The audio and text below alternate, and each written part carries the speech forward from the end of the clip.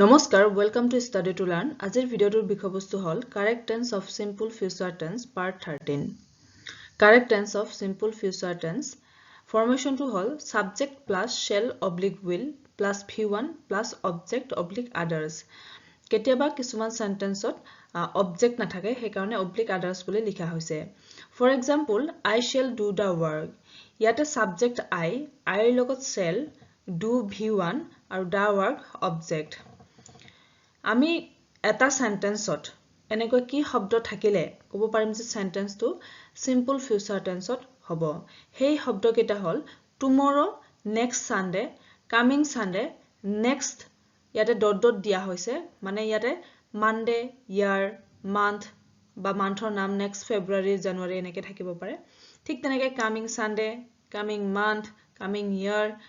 coming January এনেকৈ থাকিব পাৰে হে coming dot dot দিয়া হৈছে এতিয়া আমি প্ৰথম এক নম্বৰটো লৈ আহো he come here tomorrow ইয়াতে tomorrow শব্দটো আছে হেতু দেখি আমি ক'ব লাগিব যে সেন্টেন্সটো ফিউচাৰ ইনডিফিনিট টেন্সত আছে গতিকে যেতিয়া আমি কাৰেক্ট কৰিবলৈ যাও he আহিলে he লগত will হলে be verb এটা হল তাৰপিছত come মানে যেটো মেইন ভাৰ্ব v1 ত থাকিব সেই v1 টো v1 এ লিখিব লাগিব here tomorrow বাকিখিনি একেই দুই নম্বৰটো she visit the place next sunday হেতে next sunday আছে next শব্দটো আছে গতিকে আমি জানিম যে সেন্টেন্সটো ফিউচাৰ ইনডিফিনিট টেন্সত আছে বা সিম্পল ফিউচাৰ টেন্সত আছে হে যদি আমি কাৰেক্ট কৰো she লগত will আহিব she will visit v1 visit the place next sunday ঠিক তেনেকৈ 3 নম্বৰটো he play in the next match ইয়াতে যেটো next শব্দ আছে হেতু আমি দেখিয়ে ক'ব লাগিব যে সেন্টেন্সটো ফিউচাৰ ইনডিফিনিট টেন্সত আছে বা সিম্পল ফিউচাৰ টেন্সত আছে ইয়াতে he আহিলে তাৰ পিছত তাৰ লগত এটা be verb আহিব will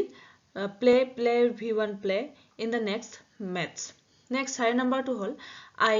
within bracketত write আছে write টো ইয়াতে main verb a letter coming sunday ইয়াতে শব্দটো আছে coming শব্দটো দেখি আমি ক'ব লাগিব যে সেন্টেন্সটো ফিউচাৰ ইনডিফিনিট বা সিম্পল ফিউচাৰ টেন্সত আছে গতিকে I লগত এটা be verb আহিব shall write or v1 write a letter coming sunday ঠিক তেনেকৈ 5 নম্বৰটো হ'ল he do the work tomorrow ইয়াতে do টো মেইন যেটো ব্ৰেকেটত আছে হেতু মেইন ভাৰ্ব he এটা be verb আহিব will he লগত will হয় তাৰ পিছত do v1 do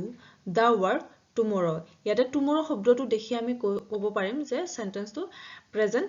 future indefinite tense বা সিম্পল ফিউচাৰ টেন্সত আছে আজিৰ ভিডিওটো এইখিনিয়ে আকৌ এটা ভিডিও লৈ আহিম তেতিয়ালৈকে thank you for watching please like share and subscribe my channel